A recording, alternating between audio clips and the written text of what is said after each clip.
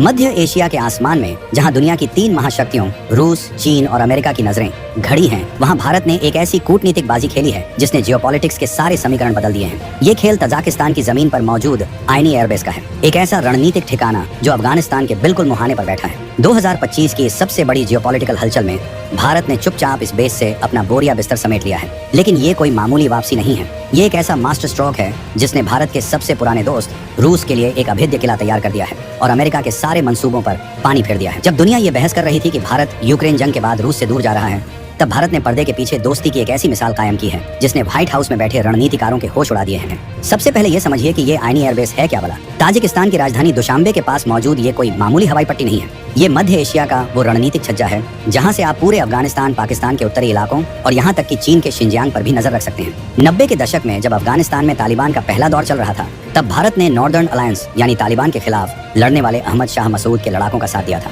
उस वक्त भारत को एक ऐसे ठिकाने की जरूरत थी जहां से इन लड़ाकों को मदद, हथियार और मेडिकल सप्लाई पहुंचाई जा सके। उस समय पाकिस्तान तालिबान का खुला समर्थन कर रहा था और भारत को अफगानिस्तान से पूरी तरह बाहर कर देना चाहता था, लेकिन भारत ने हार नहीं मानी। तब भारत ने 1998 में ताजिकिस्तान के फरखोर में अपना पहला विदेशी बेस बनाया। ये एक छोटा अस्पताल और हेलीकॉप्टर लैंडिंग की जगह थी। यहाँ नॉर्दर्न अलायंस के घायल योद्धाओं का इलाज होता था। 2001 में अमेरिका के आने के बाद खेल बदला और भारत ने अपनी नजरें आईएनई पर गड़ा दी, जो फरखोर से ज्यादा बड़ा और रणनीतिक तौर पर बेहतर था। भारत ने 2002 के आसपास ताजिकिस्तान के साथ एक ऐतिहासिक समझौता किया और इस उजड़े हुए सोवियत युग के बेस को संवारने का जिम्मा उठाया। भारत ने इस बेस पर करोड़ों डॉलर खर्च किए, इसकी 3200 मीटर लंबी हवाई पट्टी को आधुनिक बनाया, बड़े बड़े हैंगर बनाए और एक नया एयर ट्रैफिक कंट्रोल टावर खड़ा किया। भारत का शुरुआती प्लान तो यहाँ MiG-29 जैसे लड़ाकू विमानों का एक स्क्वाड्रन तैनात करने का था ताकि पाकिस्तान और चीन पर एक साथ उत्तरी मोर्चे से दबाव बनाया जा सके। लेकिन ये खेल इतना आसान नहीं था। रूस, जो ताजिकिस्तान को अपना पिछवाड़ा समझता है, वो नहीं चाहता था कि भारत वहाँ स्थायी रूप से लड़ाकू विमान तैनात करे। अमेरिका भी इस बेस पर नजर गड़ाए बैठा था। ये एक ऐसी कशमकश थी जिसमें भारत ने जबरदस्त समझदारी दिखाई। भारत ने इसे एक लड़ाकू बेस बनाने के बजाय एक लॉजिस्टिक्स हब के तौर पर इस्तेमाल करना शुरू किया।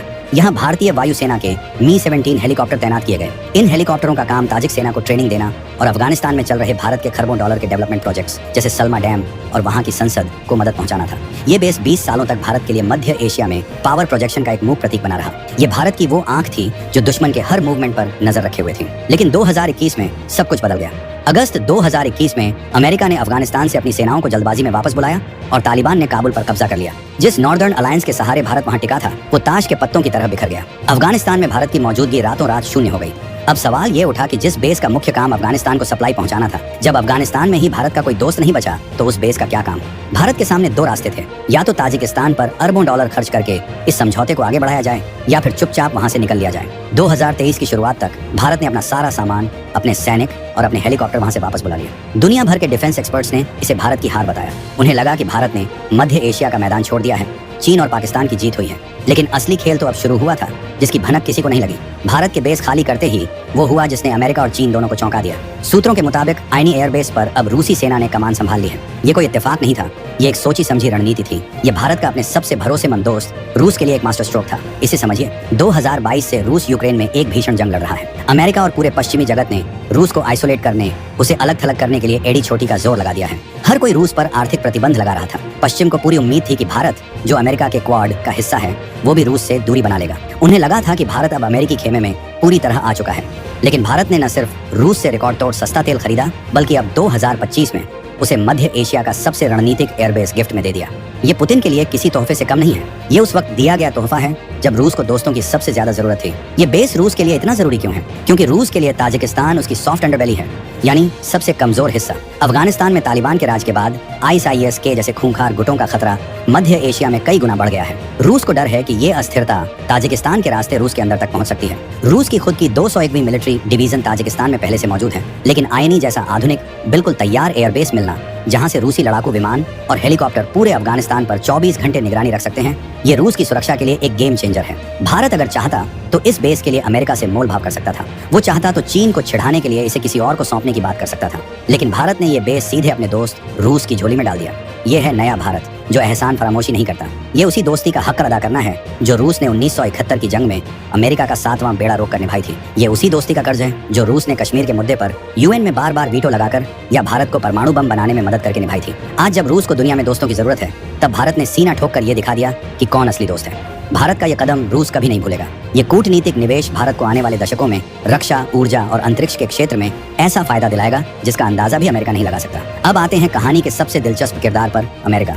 भारत के इस एक फैसले से व्हाइट हाउस में जो खलबली मची है उसे समझना जरूरी है। अमेरिका के होश क्यों उड़े हुए हैं? 2021 में अफगानिस्तान से बेआबरू होकर निकलने के बाद अमेरिका मध्य एशिया में एक नए ठिकाने की तलाश में था। उसका प्लान फेल हो चुका था। उसे एक ऐसा बेस चाहिए था जहां से वो रूस, चीन और अफगानिस्तान तीनों पर नजर रख सके। उसकी नजर ताजिकिस्तान और उज्बेकिस्तान पर थी। अमेरिका ने C5+1 नाम का एक नया ग्रुप बनाया और इन देशों पर डोरे डालना शुरू कर दिया। वो पैसे और हथियारों का लालच देकर यहाँ घुसपैठ करना चाहता था। अमेरिका को लगा था कि भारत, जो क्वाड में उसका पार्टनर है और चीन के खिलाफ उसके साथ खड़ा है, वो मध्य एशिया में रूस के खिलाफ उसकी मदद करेगा। अमेरिका को शायद ये उम्मीद थी कि भारत आयनी बेस खाली नहीं करेगा और अगर करेगा भी तो अमेरिका को वहां आने का मौका देगा। उन्हें लगा था कि भारत का दुश्मन चीन और अमेरिका का दुश्मन चीन एक ही है, इसलिए भारत उनकी हर बात मानेगा। लेकिन भारत ने अमेरिका की सारी उम्मीदों पर कूटनीतिक स्ट्राइक कर दी। भारत ने न सिर्फ बेस खाली किया बल्कि ये सुनिश्चित किया कि ये बेस सीधा रूस के हाथों में जाए। ये अमेरिका के मुंह पर एक करारा तमाचा है। ये अमेरिका को भारत का साफ संदेश है, हम तुम्हारे दोस्त हैं लेकिन तुम्हारे गुलाम नहीं। भारत ने दुनिया को दिखा दिया कि क्वाड का मतलब ये नहीं है कि भारत अपने पुराने और भरोसेमंद दोस्त रूस का साथ छोड़ देगा। भारत ने चीन को घेरने के लिए अमेरिका का साथ लिया है, लेकिन वो रूस को घेरने के लिए अमेरिका का मोहरा नहीं बनेगा। ये है भारत की स्वतंत्र विदेश नीति का असली दम। ये है आत्मनिर्भर भारत की विदेश नीति। अमेरिका अब मुंह ताकता रह गया है।